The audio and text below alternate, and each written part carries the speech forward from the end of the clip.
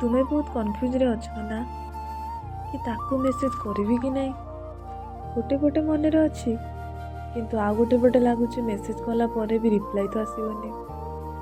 ତୁମେ ତଥାପି ତା ବିଷୟରେ ଭାବୁଛ ଆଉ ତାକୁ ତ ତୁମ କଥା ବି ମନେ ପଡ଼ୁନି।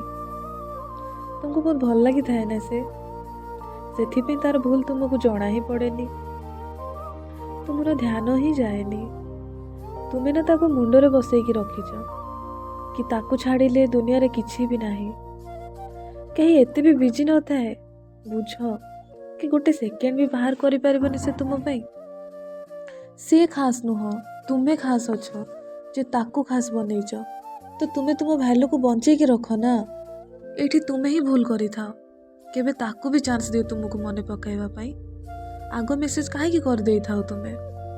ଥରେ ଭାବ, ଯଦି ସେ ତୁମକୁ ପ୍ରକୃତରେ ଭଲ ପାଉଛି ନା, ସେ ଯେମିତି ହେଲେ ବି ସମୟ ବାହାର କରିବ ତୁମ ପାଇଁ।